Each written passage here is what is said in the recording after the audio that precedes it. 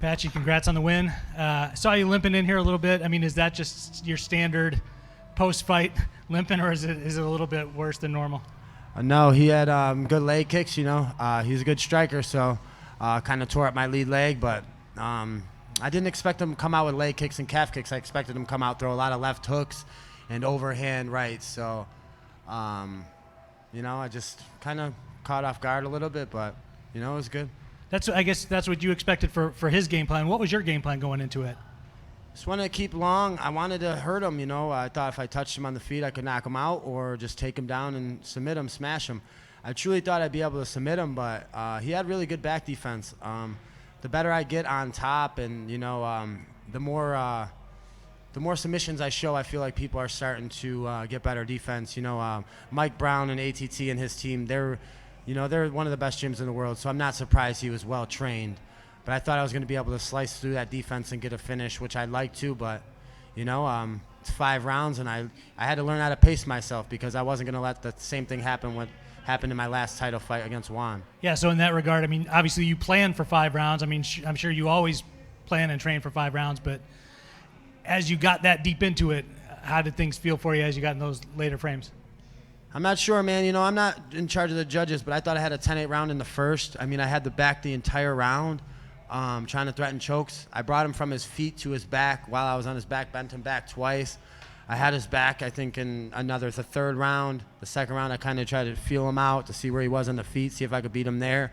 I took him down again in the 5th round. I had his back again, almost had him guillotined. 48-47, I think, wasn't just. I think it should have been 49-47 or 49-46. I think I had a 10-8 round. So, I didn't want to leave it to the judges, though. My coach told me in the round that going into that 5th, Harry St. Ledger, you go win this round. We leave no stones, unturned. So we wanted to make sure we took this fight. You know where you stand now in the bracket. Did you watch Enrique Barzolos fight yesterday? And then what do you think of his matchup with Magomedov? Because obviously you get the winner of that one. I'm excited, man. They do there's similar styles, similar pressures. Enrique Barzola, he's impressive, man. He has amazing cardio, amazing pressure, amazing jiu-jitsu defense, wrestling offense.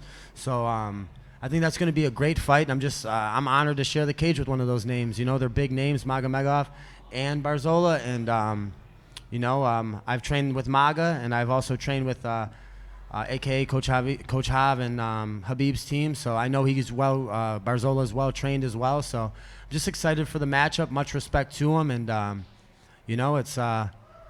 excited to be in the semifinals fighting for a chance to get back at the belt and back at the $1 million, What's the strategy now? Because if this was a normal fight, you could say, hey, I'd love to fight in 2 months.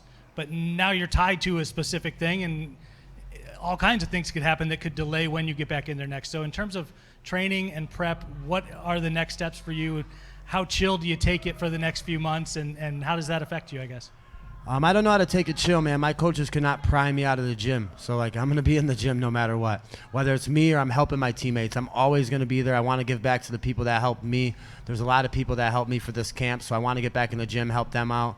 More importantly, I want to really see my family, spend some time with my daughter, enjoy her birthday, enjoy some time with my mother, my sisters, my brother, all my friends, all my supporters. There's so many people that are out here supporting me, so I just want to have some time for myself to spend time with the people that mean a lot to me, and the time off's great. I'm going to get better in the meantime, and this is not the best version of me. I'm only getting better. I'm 28 years old, and I'm going to stay dedicated until I win this $1 million and I win this tournament and this world title. Okay, so how did the weight control go for you?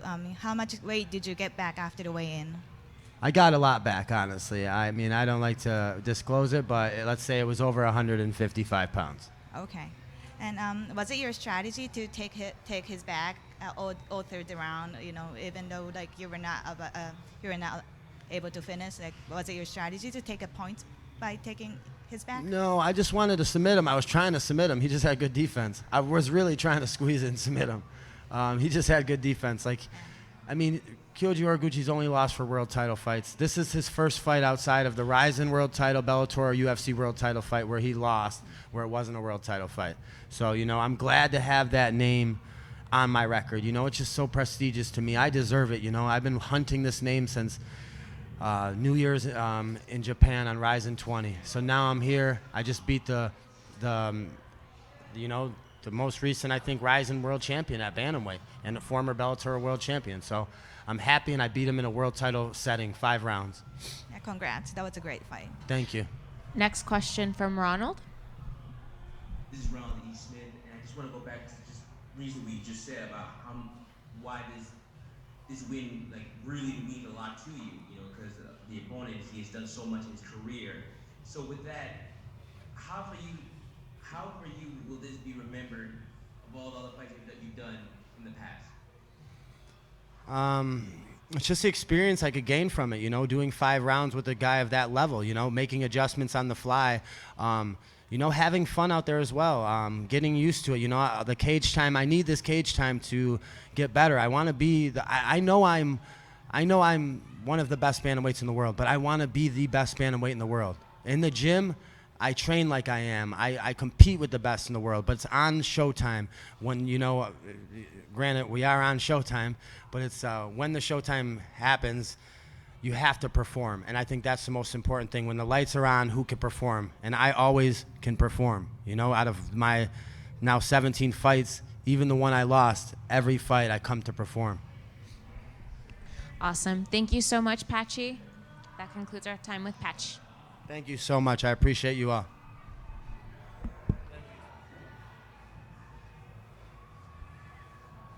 Recording stopped.